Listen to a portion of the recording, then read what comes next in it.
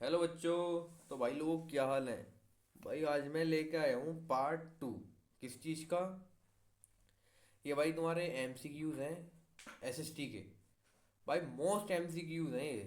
मतलब जो मैं 3 पार्ट अपलोड करूँगा ये 20-20 के। अगर जिसने 60 कर लिए ना, भाई यो मानो कि तुम्हारा तो मौज आ ली। भाई कहना है ऐसा सीन हो जाएगा कि तुम ही टॉप कर रहे हो। कोई टेंशन नहीं, कोई डर फिक्र नहीं। टॉप पे टॉप हो रहा, ऐसा सीन हो जाएगा। बस तुम एक बार पढ़ कर देखो यार। और मैं इस मतलब मैं ये बात कहना चाहता हूँ, जिस बच्चे ने अगर ये कर लिए ना बच्चों, मॉडल पेपर जो होते हैं, मॉडल पेपर्स होते हैं ये मास्टरमाइंड वाले। भाई अगर जिनने 3 मास्टरमाइंड वाले मॉडल पेपर कर लिए उसके तो ये मानो कि भाई 70 में से। हाँ तो भाई उसके मैं ये बता रहा था कि 70 में से जो ना भाई 60 प्लस नंबर कहीं नहीं गए कहीं भी। 60 प्लस नंबर समझ रहे हो। 60 प्लस नंबर किस चीज़ से करने में, बस 3 मॉडल पेपर सोल्व करने में। और तीनों के तीनों भाई मैं चैनल पे ही अपलोड करवा रहा हूँ। 1 घंटे के बीच में एक मॉडल समझा देता हूँ। पहला मॉडल तो मैंने 50 मिनट में समझा दिया था बस। समझ रहे हो, अगर तुम 3 घंटे पढ़ लिए तो तुम्हारे बच्चों 65 नंबर हो गए। तो बताओ है नहीं है फायदा। तो चलो अब ज़्यादा बात ना करते यार, आगे को बढ़ते हैं। आगे को बढ़ते हैं, ऐसे करते हैं 300% जूम। हमारे बच्चों पार्ट वन में क्या आता है बच्चों वो आते हैं एमसीक्यूज। अब फर्स्ट है, which one of the following was not included in Napoli code of 1804। भाई कौन नहीं थे नेपोली कोड में 1804 के। वो है भाई privilege based on birth, B option. Which group of following countries was called a central power. तो कौन सेंट्रल पावर कहलाती है बच्चों। जर्मन, ऑस्ट्रेलिया हंगर, ओटोमन, तुर्की। वैन वो सिविल डिसोबीडेंट मूवमेंट स्टार्ट, ये कब स्टार्ट हुआ था बच्चों। ये हुआ था भाई 1930 में। Where the first jute factory setup in the country, कहाँ पे सेटअप हुई थी। ये हुई थी बच्चों कैलकाटा के साइड। क्या मक्खी कहाँ से आएगी।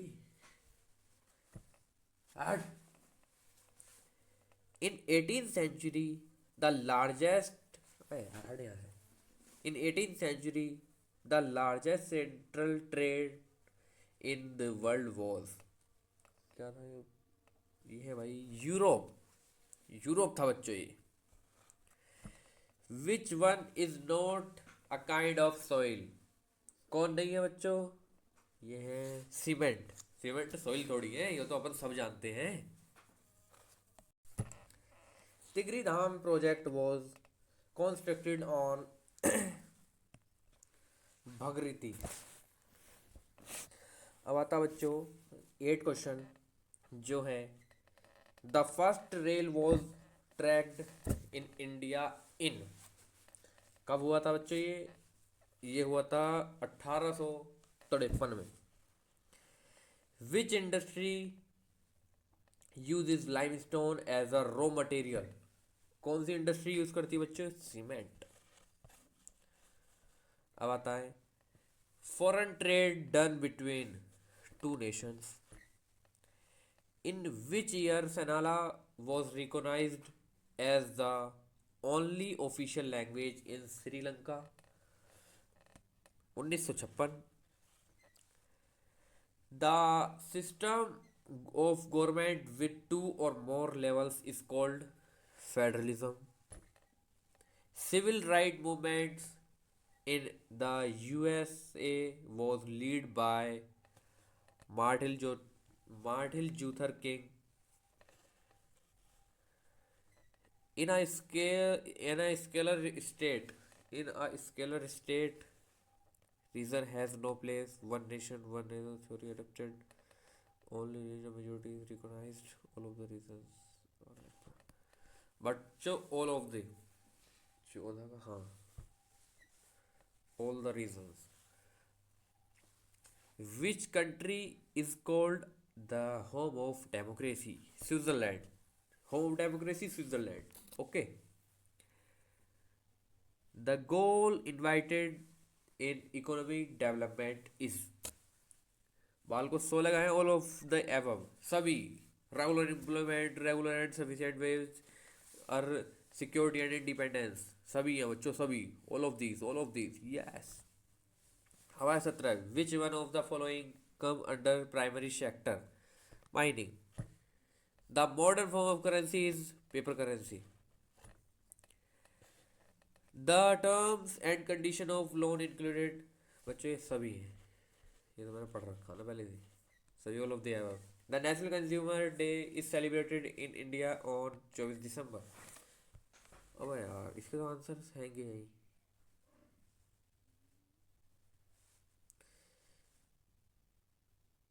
चलो बच्चों, फिर मिलते हैं, चलो इसमें क्या बोलते हैं, शॉर्ट्स आंसर में, और लॉन्ग आंसर में आपको बताता हूँ।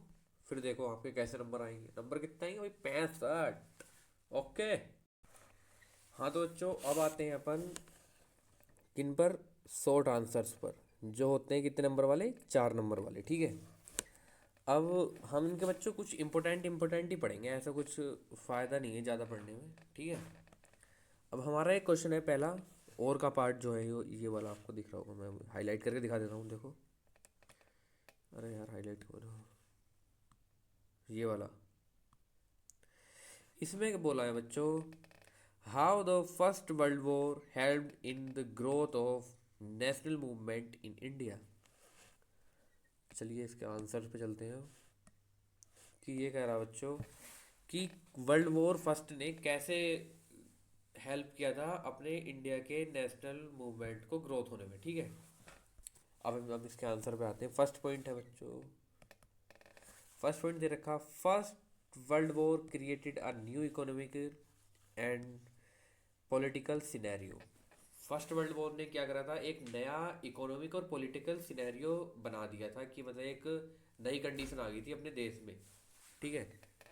और सेकंड पॉइंट आता बच्चों, huge increase in the defence experiment, वो expenditure, resulting in the increase of custom duty and importation of income tax. मतलब हमारे जो देश में जो खर्चा था, वो हमने डिफेंसिस के खर्चे पे बहुत, मतलब जो हमारे देश का पैसा था हमने वो डिफेंस पे लगा दिया था काफ़ी, जिसके बदले में क्या हुआ, बहुत कस्टम ड्यूटीज इंक्रीज हो गई, और इनकम टैक्स, हमारा इनकम पे टैक्स जाने लगा। किसकी वजह से, क्योंकि हमने सारा पैसा किस पे लगा दिया, डिफेंस पे, आर्मी पे, मिलिट्री पे, इन सब चीज़ों पे। तो हमारे से देश भाई बड़ा हुआ, क्योंकि हमने वॉर लड़ी थी, फर्स्ट वर्ल्ड वॉर। और आता बच्चों second, third point, hiked price created more problem to common man, common people. मतलब हाइक्ड प्राइस, मतलब जो प्राइस इतने बढ़ गए थे, क्योंकि भाई टैक्स इतना बढ़ गया, कस्टम ड्यूटीज बढ़ गई, हर चीज़ पे टैक्स हो गया था, तो ज़्यादा प्राइस, हर एक चीज़ का ज़्यादा प्राइस हो गया। जैसे पाकिस्तान में रहता आपकी आलू भी इतने रुपये किलो मिल रहा, आटा भी बहुत महंगा हो रहा, इस टाइप से, कि जो प्राइस ज़्यादा बढ़ गया था उसके कारण क्या हुआ, बहुत प्रॉब्लम होने लगी कि कॉमन पीपल को, जिनके पास मतलब बहुत कम पैसे होते थे, उन्हें बहुत बहुत ज़्यादा दिक्कत होने लगी। फोर्थ पॉइंट आता, हाँ, एक दो तीन चार, हाँ फोर्थ है, fourth recruitment in the rural areas caused wide spread anger. मतलब जो फोर्स थी वो भाई रूरल एरियाज में बढ़ बढ़ के, मतलब सबको, अब जैसे बॉर्डर के पास में जितने भी गाँव वाँव थे, रूरल एरियाज थे, उनमें फोर्स अपना वो कर रही थी, मतलब कि अपना जा जाएगा वहाँ रह रही थी जंग के लिए। बहुत दिक्कत हो रही थी, क्योंकि हर हर एरियाज में तो पुलिस और फोर्स बढ़ गई थी, तो सबको क्या हो रही थी, बहुत ज़्यादा दिक्कत हो रही थी। तो इस चक्कर में भी हम ज़्यादा एंगर इशू हो रहे थे सब जने को। तो इसमें तो बच्चे ये मैं एक मिनट ओवरव्यू दे देता हूँ इस क्वेश्चन का। ये क्वेश्चन बस ये कह रहा है बच्चों कि फर्स्ट वर्ल्ड वॉर के टाइम पे एक पॉलिटिकल और एक इकोनॉमिक नया सिनेरियो बन गया था, और प्राइस हाई हो गए थे काफ़ी ज़्यादा। क्यों, क्योंकि हमने सारा खर्चा अपना डिफेंस पे कर दिया था, तो इसके चक्कर में गवर्नमेंट को कस्टम ड्यूटीज़ और इनकम टैक्स बढ़ाना पड़ा। हाई प्राइस के चक्कर में ज़्यादा, बहुत आम जनता को प्रॉब्लम होने लगी, कॉमन पीपल्स को। क्यों, क्योंकि भाई सब, क्यों किसी भी चीज़ को अफोर्ड नहीं कर पा रहे थे। और फोर्स रिक्रूटमेंट तो चल रहा था रूरल एरियाज में, जिसके कारण से क्या हो रहा था, बहुत ही ज़्यादा एंगर इश्यूज हो रहे थे सभी को। अब आता है बच्चों सेकंड क्वेश्चन में, मॉडल पेपर में बता देता हूँ कहाँ पर है। ये है, what steps can be taken to control soil erosion in hilly areas. हम कौन कौन से स्टेप हैं सॉइल इरोजन को रोकने के लिए। ये क्वेश्चन गलत हो गया, क्वेश्चन तो मैंने तुम्हें पढ़ के बता दिया, देखो पीछे से, कि कौन कौन से फैक्टर्स हैं कि जिससे हम सोइल इरोजन को रोक सकते हैं, कहाँ पर, हिली एरियाज पर। तो बच्चों को आंसर स्टार्ट करते हैं। The main techniques that can be used are, मतलब जो टेक्निक्स हम यूज़ करते हैं बच्चों, 3 टेक्निक्स होती हैं किसी भी सोइल इरोजन को रोकने के लिए, कहाँ पर, माउंटेन्स पर। एक फर्स्ट होती contour contour plugging. Contour plugging मतलब ये होती है बच्चों, जो हमारी एक माउंटेन है ये, ठीक है, माउंटेन दिख रहा है बच्चों तुम्हें, ऐसे बताता हूँ, ये माउंटेन है। माउंटेन की जो एजेस होती है, जो ये वाली एज दिख रही है आपको, ये वाली, इस एज पे हम क्रॉपिंग कर देते हैं। तो जिससे क्या होता, जो ऊपर से पानी आता, पानी आएगा, जैसे बारिश पड़ी यहाँ पे है ना, अब जो पानी जो गिरेगा, तो वो इस एज के थ्रू होके बहुत स्लो डाउन हो जाएगा, जिससे क्या नहीं होनेगा, सोइल इरोजन नहीं होनेगा। क्योंकि इस फसल ने, जो भी फसल थी यहाँ पे एक एज पे हुई हुई, उसने पानी के फ्लो को कम कर दिया, तो क्या होगा, बढ़िया हो गया सब चीज़, अब कोई टेंशन वाली बात नहीं रही।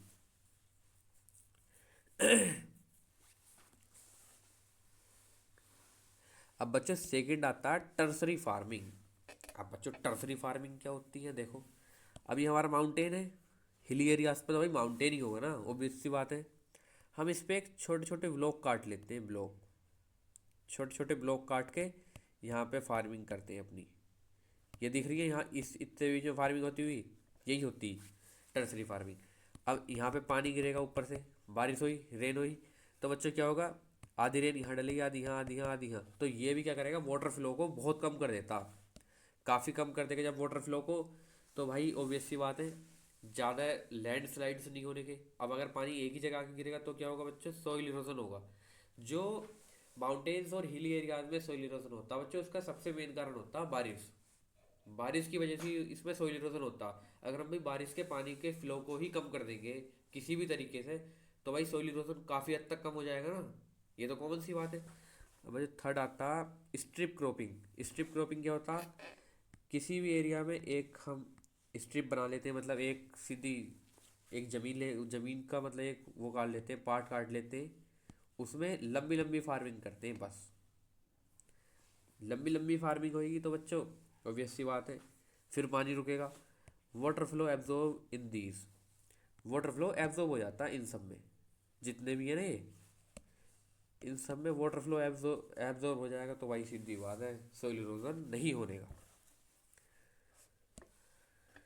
अब आते हैं बच्चों अगले क्वेश्चन पे, जो कि है डिस्क, यार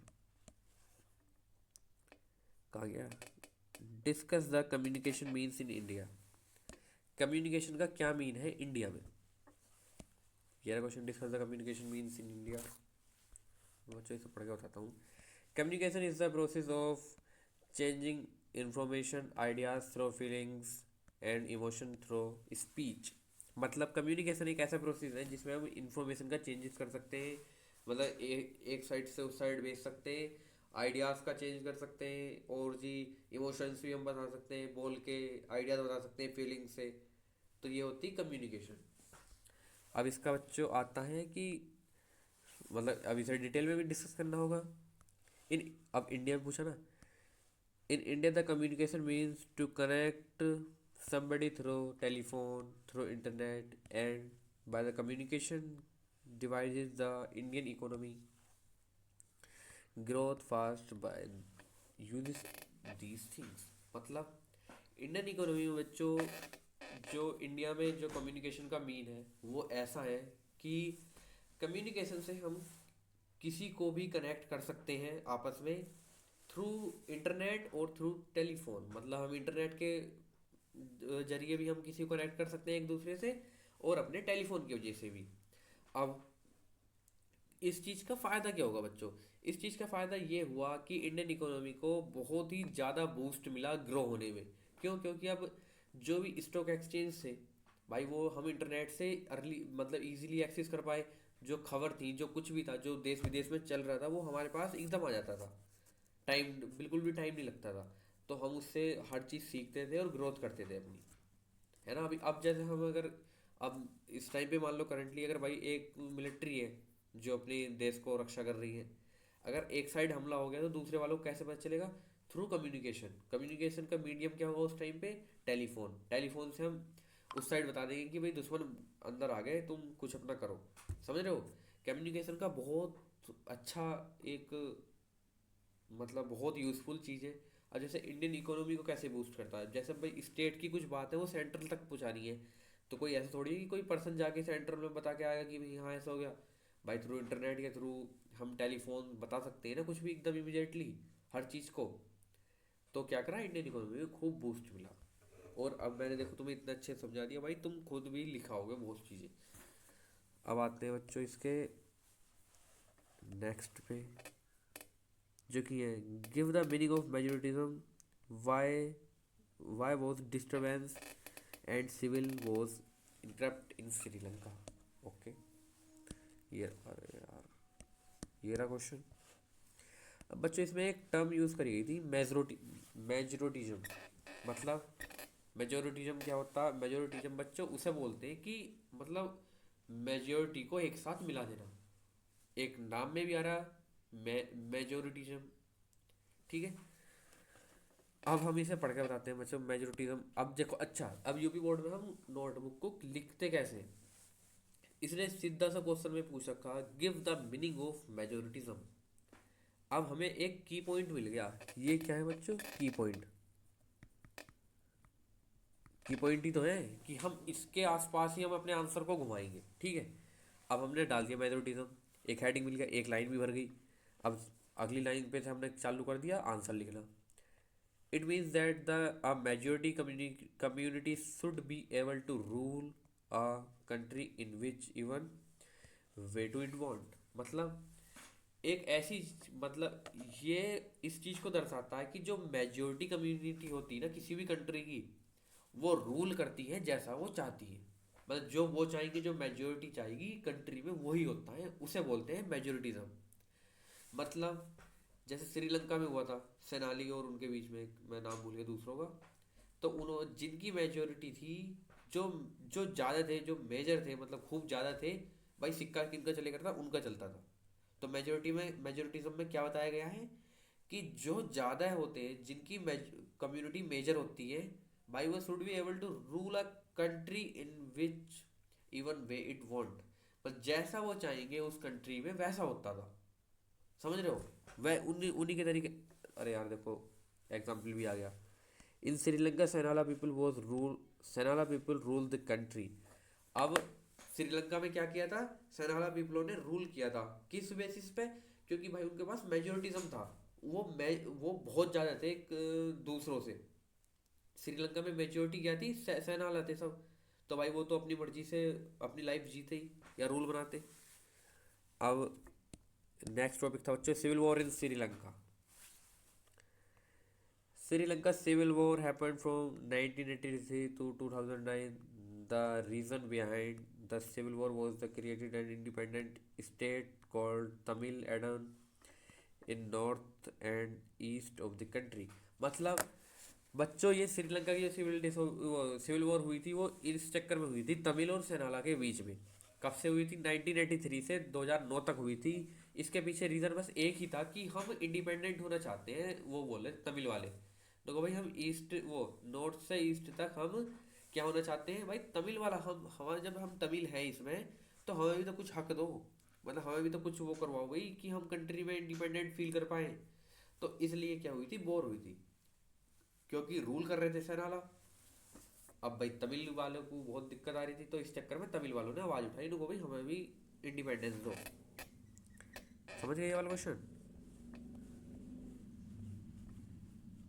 अच्छा, आओ शायद लास्ट क्वेश्चन है ये शॉर्ट का।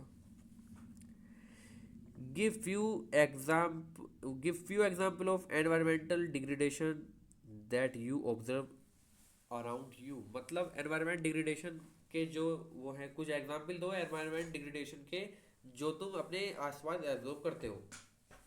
भाई चलो देते हैं, पढ़ते हैं तो अपना ऑप्शन पढ़ते, वो पढ़ते हैं अपना answer. Few example of environmental degradation that we have observe around us, these are. मतलब जो हम वो है क्या कहते हैं उन्हें, एनवायरमेंटल डिग्रेडेशन है वो हम एब्जॉर्ब करते हैं जो हम अपने आसपास, वो ये रहे। क्या क्या है? डिफोरेस्टेशन मतलब पेड़ों का कटना। अब जैसे मैंने बच्चों इनके आगे को नहीं लिखा, तुम तो आगे को लिख सकते हो क्योंकि भाई तुम्हें 80 वर्ड्स में लिखना है, थोड़ा सा बढ़ा दोगे तो बढ़िया नंबर आएंगे, इसमें नंबर कट सकते हैं, इसमें एक नंबर काट लेगा एग्जामिनर। आप आगे से लिख देना, मैं समझा रहा हूँ, जो इतना तो आती होगा भाई, जो हिंदी का इंग्लिश में लिख दो अपने आप से। तो चलो मैं समझाता हूँ। पहला है बच्चों डिफोरेस्टेशन। डिफोरेस्टेशन मतलब कि पेड़ों को काटना। Second soil erosion. Soil erosion मतलब जमीन का टूटना कटना, मतलब जो ढांगे गिर जाती है इस टाइप से सॉइल का इरोजन होना। जैसे मतलब ये पूरी सॉइल है, इसका दो पार्ट में डिवाइड होगी, क्या हो गया? ये सॉइल इरोजन हो गया। अर्बनाइजेशन मतलब सब शहरों, मतलब ज़मीन पे शहरों का बसना खूब। इंडस्ट्रियलाइजेशन मतलब इंडस्ट्रियों का बनना। अब भाई इंडस्ट्री भी तो दिन ब दिन बढ़ रही है, वो क्या कर रही है? नॉइस पोल्यूशन कर रही है, सो वो वाटर पोल्यूशन कर रही है, और क्या कर रही है भाई? एयर पोल्यूशन भी कर रही है। तो ये दिक्कत ही तो है। अर्बनाइजेशन मतलब अर्बनाइजेशन में ये हो रहा है कि भाई जिस लैंड पे हम अच्छा खासा हमारी हरियाली होती थी, पेड़ पौधे होते थे जिससे हम ऑक्सीजन लेते थे, उन पे क्या बन गया? बड़ी बड़ी बिल्डिंग बन गई। तो ये भी तो गलती है। और यूज ऑफ केमिकल फर्टिलाइजर मतलब हद से ज़्यादा केमिकल फर्टिलाइजर का ज़मीन में यूज़ होना। अब भाई उससे भी तो ज़मीन बेकार हो रही है, एनवायरमेंटल डिग्रेडेशन ही तो हो रहा है इस चीज़ से भी। भाई गलत गलत गैसेज हो रही है, गलत गलत तुम दवाई लगा रहे हो अगर ज़मीन में, तो भाई वो दिक्कत दे रही है ना एनवायरमेंट को अपने। तो बच्चे यही होता है। क्या कितने पॉइंट बता दिए मैंने? एक दो तीन चार पाँच पॉइंट। पाँच पॉइंट बहुत है बच्चों चार नंबर लाने के लिए। बाकी का तुम्हें मैं समझा ही दिया। देखो कि डिफोरेस्टेशन मतलब भाई पेड़ों को काटना, सोइल इरोजन मतलब जमीन का टूटना, अर्बनाइजेशन मतलब नई नई सोसाइटी बनना, इंडस्ट्रियलाइजेशन मतलब हर जगह इंडस्ट्री खुलना, और some uses of chemical fertiliser मतलब केमिकल फर्टिलाइजर का यूज़ हो गया जिससे कि हमारा क्या हो रहा है? सोइल इरोजन, वो सोइल डिग्रेडेशन। अब बच्चों लॉन्ग आंसर पढ़ते हैं हम। चलो हाँ तो बच्चों अब पढ़ते हैं अपन लॉन्ग आंसर की तरफ। भाई लॉन्ग आंसर करने हैं हमें सारे। ये कहाँ भाई? लॉन्ग आंसर करने हैं अब हमें। तो बच्चों पहला लॉन्ग पूछा गया है, right a short note about the process of German unification. मतलब जर्मन का जो यूनिफिकेशन हुआ था उसके ऊपर एक शॉर्ट नोट लिखो भाई। चलो भाई लिख देंगे, हमें हमें क्या दिक्कत आ रही है। एक बच्चों इसमें टॉपिक यूज़ किया गया है यूनिफिकेशन वर्ड।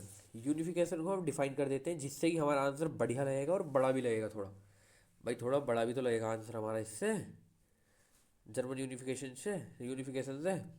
चलो अब यूनिफिकेशन को पढ़ते हैं। मीन्स द एक्ट और प्रोसेस और रिजल्ट ऑफ ब्रिंगिंग और coming together into a single unit and group. मतलब ये कह रहा है भाई, यार कैसे हो गया? ये कह रहा है यूनिफिकेशन का मतलब बच्चों ये होता है कि यूनिफिकेशन एक ऐसा प्रोसेस होता है जिसमें कि ब्रिंगिंग और कमिंग टुगेदर मतलब हम काफ़ी पार्ट्स को एक साथ मिला के एक सिंगल यूनिट या फिर एक ग्रुप बना देते हैं। मीन्स ओनली कमिंग टुगेदर, सबका एक साथ जुड़ जाना ही यूनिफिकेशन कहलाता है। ठीक है। अब आता, अब हम वही यूनिफिकेशन ऑफ जर्मन पढ़ रहे हैं तो जर्मन के बारे में जर्मन है ना। हाँ अब आता है बच्चों फ्रैंकफुर्ट पार्लियामेंट 1848। अब इसके बारे में पढ़ते हैं फिर मैं आपको समझाऊंगा बढ़िया भाषा में भाई। The Frankfurt parliament tried its best for the unification of German under the leadership of king Prussia but it failed. मतलब फ्रैंकफुर्ट पार्लियामेंट ने भाई 1848 में खूब मेहनत करी कि भाई हम जर्मन का यूनिफिकेशन कर पाए। किसके लीड उस टाइम पे लीडर कौन था? किंग प्रुशिया लीडर था उस पार्लियामेंट का। पर भाई फिर भी वो क्या हुआ? फेल्ड हो गए। एक बार और बता देता हूँ। फ्रैंकफुर्ट गवर्नमेंट ने पार्लियामेंट ने भाई अपना बेस्ट ट्राई किया किस चीज़ के लिए, जर्मन जर्मन यूनिफिकेशन के लिए, पर वो क्या हो गए, वो हो गए बच्चों फेल्ड। उस टाइम पे उनका लीडर कौन था, किंग प्रुशिया। अब किंग प्रुशिया ने सारी जिम्मेदारी किसके हाथों ली, अपने ऊपर। Unification under the leadership of Prussia, किसके लीडरशिप किसकी थी यूनिफिकेशन में, अब की बार थी प्रुशिया की। प्रुशिया ने सारा जिम्मा अपने ऊपर लिया। चलो इसके बारे में पढ़ते हैं। Prussia took on the leadership of the movement for national unification. Otto von Bismarck was the architect of the process and carried out the movement for national unification with the help of Prussia army and get unified German. अब क्या हुआ, Prussia ने बच्चों एक अब Prussia ने ली leadership किस चीज़ की, movement for national unification. National unification movement की लीडरशिप किसने ली, प्रूसिया ने। उसका जो देख मतलब रक्ष वो था कि कैसे क्या हो रहा है, क्या मूवमेंट चल रहा है, किस तरीके से सब चीज़ देख रेख किसके हाथों में थी, Otto von Bismarck. Otto von Bismarck was the architect of this process. और वो और ओटो वॉन बिस्मार्क ने कैरी आउट किया, मतलब कि सब चीज़ को आगे चलाया, movement for national unification. National unification का मूवमेंट आगे को चलाया, किसने चलाया, ओटो वॉन बिस्मार्क ने। क्यों, क्योंकि वो था architect for this movement. Otto carried out the movement for national unification with the help of Prussia army and get unified German. Otto von Bismarck और प्रुशिया ने प्रुशिया आर्मी की help से भाई जर्मन को यूनिफाइड कर दिया। अब German की यूनिफिकेशन हो गई। बच्चों इस क्वेश्चन में यही है, एक बार मैं आपको ओवरव्यू दे देता हूँ। यूनिफिकेशन का मीन होता है कमिंग टुगेदर, या मतलब किसी भी ग्रुप मतलब किसी भी चीज़ को हम सिंगल ग्रुप या फिर सिंगल यूनिट में ला दें तो उसे यूनिफिकेशन बोलते हैं। यूनिफाइड हो जाना मतलब बहुत दलों का एक साथ मिल जाना। फ्रैंकफुर्ट पार्लियामेंट थी 1848 में, जो जिसने अपना बेस्ट ट्राई किया यूनिफिकेशन के लिए जर्मन की। और उस टाइम पे उनका लीडर था किंग प्रुशिया, बट वो क्या हुए बच्चों, फेल्ड हो गए। फिर प्रुशिया ने सारी जिम्मेदारी अपने ऊपर ली और फिर एक पार्लियामेंट अब एक नया मूवमेंट बनाया जो कि था national unification movement. Prussia took all the leadership of the इसकी मूवमेंट की। और ओटो वॉन बिस्मार्क इसका बच्चों आर्किटेक्ट था। आर्किटेक्ट बोलते हैं देख मतलब देख रक्षक जो होता, मतलब जो सबकी मतलब जो देख रेख वाला आदमी होता, वो था ओटो वॉन बिस्मार्क उस टाइम पे इस मूवमेंट का। और फिर प्रूसिया आर्मी की हेल्प से इन्होंने क्या कर दिया, जर्मन को यूनिफाइड कर दिया। बच्चों यही आंसर था। अब आता बच्चों अपना अगला क्वेश्चन जो कि है highlight the main reason for depletion of water level in India. कि पानी का जो लेवल रोज रोज नीचे घट रहा है भाई, उसके कुछ मेन फीचर्स बताओ जिससे कि हमें पता चल पाए। ठीक है चलो स्टार्ट करते हैं भाई। अब हम पहले टॉपिक डालेंगे। पहले ऐसे भी लिख सकते हैं कि these are the main reason for depletion of water level in India. यहाँ पे लिख देंगे हम इस लाइन को। फिर हम लिखेंगे पहला ये heading, increasing industries. The higher number of industry will required more water for their daily use which will attack ground water level. मतलब अगर ज़्यादा इंडस्ट्री होगी तो बच्चों उन्हें भी ज़्यादा पानी की ज़रूरत होगी मतलब उनके डेली के काम के लिए, तो क्या होगा, वाटर लेवल इससे भी अटैक्ट होगा। मतलब इससे भी तो कम होगा ना ये पानी का लेवल, क्योंकि जब सब इंडस्ट्रीज ज़्यादा यूज़ करेंगी पानी का तो पानी का लेवल कम होगा, ग्राउंड वाटर। सेकेंड आता है बच्चों topic, increase population. The higher number of individual the higher the higher the need for daily use which will lead to a decrease ground water। मतलब जब ज़्यादा पॉपुलेशन होगी तो हायर नंबर ऑफ इंडिविजुअल होता है, ज़्यादा जने होंगे तो भाई जब ज़्यादा जने हो जाएंगे तो ज़्यादा ही वो होगा उसका यूज़। ज़्यादा बच्चों अगर इंडिविजुअल होंगे तो ज़्यादा ही उनका डेली का यूज़ होगा पानी का। जैसे अब अगर हम हैं तो हम अगर 5 लीटर यूज़ कर रहे हैं, अगर भाई 50 जने हो गए तो कितना लीटर कर देंगे भाई, 150 वो 250 लीटर यूज़ कर देंगे हम। तो जितने ज़्यादा पॉपुलेशन होगी उतना ही पानी का यूज़ होगा, तो इससे क्या होगा, ग्राउंड लेवल डिक्रीज होगा, वो ग्राउंड वाटर लेवल डिक्रीज होगा। अब अच्छा कौन सा पॉइंट है वो, थर्ड। अब आता है बच्चों थर्ड पॉइंट। थर्ड पॉइंट होता है agriculture activities. In a way an increasing number of agriculture field will help the population but more number of the field will lead more irrigation system leads to depletion of water level। मतलब अगर हमारा agriculture fields का number बढ़ता है तो वो population के लिए तो होगा बढ़िया, कि भी हम अच्छा खासा अनाज वनाज खा पाएंगे, सबको किसी को भूखमरी ना होने की। पर ज़्यादा नंबर खेत भी हमारे वाटर लेवल को कम करते हैं, क्योंकि जो एग्रीकल्चर फील्ड्स होते हैं उन्हें एक अच्छा इरिगेशन सिस्टम चाहिए, मतलब सिंचाई का अच्छा सिस्टम चाहिए, तो भाई क्या होगा, पानी का लेवल जरूर घटेगा, इससे तो नॉर्मल सी बात है। यही है बच्चों, इसमें तीन यही लॉन्ग में लिख दिया और थोड़े बड़ा बड़ा के, जैसे मैंने बता दिया, अपने ऊपर से लाइनें यूज़ कर सकते हो, ये 3 पॉइंट मेन है, और बाकी ऐसे नीचे लिख देंगे हम, all these all these points are deflect वो definition of water level in India, और एक दो लाइन अपने ऊपर से लिख दिया, बात खत्म। पूरा क्वेश्चन तैयार है भाई बन के तुम्हारा। अब आता बच्चों सेकंड लास्ट क्वेश्चन, जो कि है शायद यही है। What are the main differences between federal form of government and unitary one, मतलब यूनिटरी गवर्नमेंट में और फेडरल गवर्नमेंट में क्या अंतर होता है। चलो भाई पढ़ते हैं। On the basis of relationship between central and state government, मतलब सेंट्रल और स्टेट गवर्नमेंट के ऊपर हम एक बांटते हैं सबको। तो गवर्नमेंट एक होती है यूनिटरी एंड फेडरल। पहले हम पढ़ते हैं बच्चों फेडरल सिस्टम। फेडरल सिस्टम क्या होता है, डिसेंट्रलाइजेशन ऑफ पावर, पावर का डिसेंट्रलाइजेशन, मतलब कि पावर का डिस्ट्रीब्यूशन, कि पावर एक के पास नहीं है, सबके ऊपर बटी हुई है। तो पावर किस किस में बटी होती है, सेंट्रल गवर्नमेंट और स्टेट गवर्नमेंट। सेंट्रल गवर्नमेंट को ही बच्चों हम क्या बोल देते हैं, यूनियन गवर्नमेंट। यूनियन और सेंट्रल गवर्नमेंट एक होती है। अब पावर भी तो बच्चों किसी न किसी आधार पे बटी हुई होगी, ऐसा तो नहीं है कि भाई इतनी पावर इस पे उतनी पावर उस पे, ना भाई। पावर होती है बच्चों बटी हुई on the basis of constitution, on the constitution based, मतलब संविधान के आधार पर वो बटी होती पावर्स स्टेट और सेंट्रल गवर्नमेंट के बीच में। ठीक है। अब आता सेंट्रल और स्टेट गवर्नमेंट डील, सेंट्रल और union government deals with areas like defences, मतलब सेंट्रल और यूनियन गवर्नमेंट कहाँ पे डील करती है, डिफेंसेस एरियाज में। और state government with matters such as police और ट्रेड्स। और स्टेट गवर्नमेंट किस में करती है, पुलिस पुलिस का जो मामले होते हैं उसमें करती है स्टेट गवर्नमेंट डील। अब आता हो unitary form of government.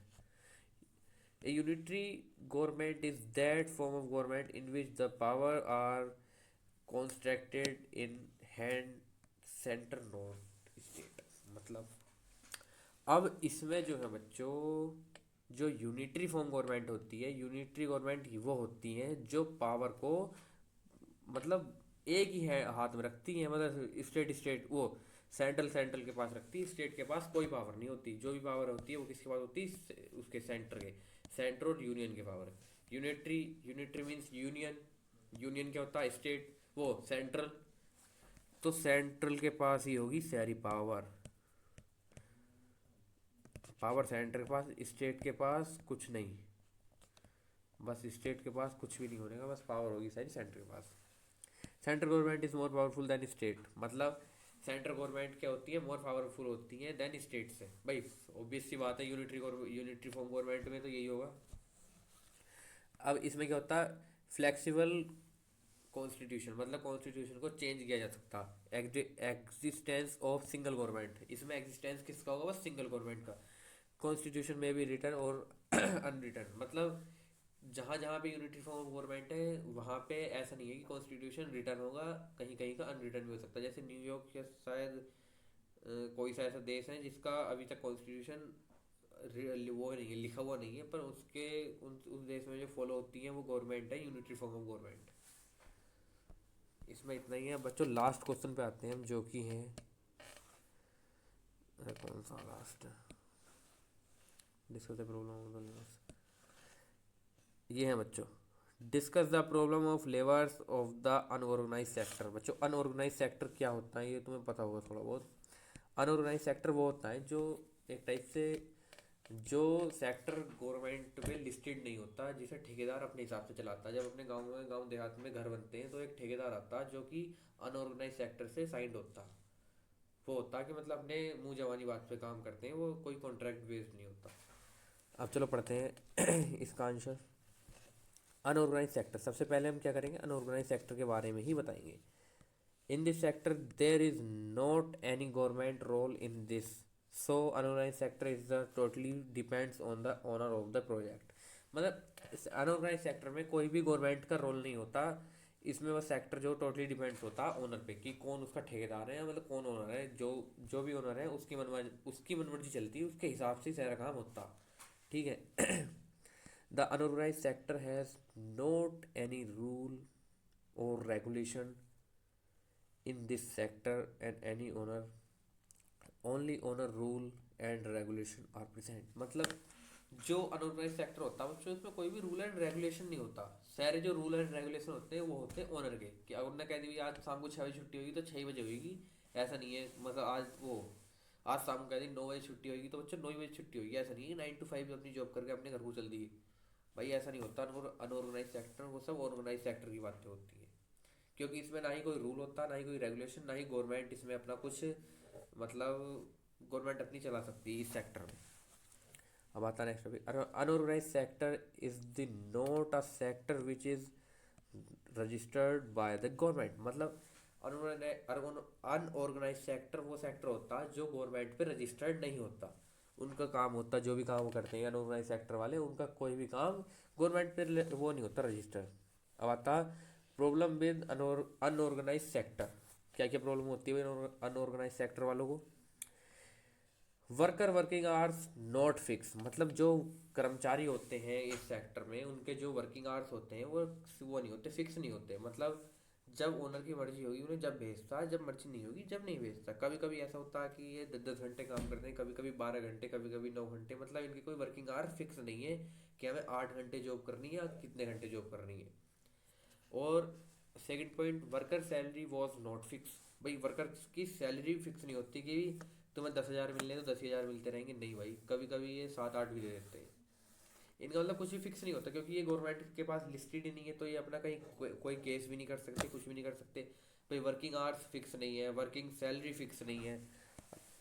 Third आता बच्चों, any type of holiday not given. मतलब कोई भी तरीके का हॉलीडे ये इन्हें नहीं मिलता। किन्हें नहीं मिलता बच्चों? जो ये इस अनऑर्गेनाइज सेक्टर में वर्क करते हैं, लेबर्स। मतलब लेबर्स की बात चली ना कि प्रॉब्लम लेबर्स के साथ क्या क्या होती है, तो बच्चों यही होती है, इनके साथ मारपीट हो जाती है।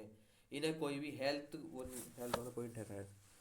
Unorganised sector worker do not have any basic service like health education and food. Unorganise sector वाले वर्कर्स को बच्चों ना ही तो किसी तरीके की सर्विस दी जाती है, जैसे बेसिक सर्विस होती है हेल्थ की, एजुकेशन एंड फूड। ना इन्हें बढ़िया खाना मिल पाता है, ना ही बढ़िया एजुकेशन मिल पाती है भाई, और ना ही बढ़िया हेल्थ, कुछ भी हेल्थ केयर मिल पाती है। ना ही किसी तरीके का फाइनेंशियल सपोर्ट मिलता है फ्रॉम दिस सेक्टर।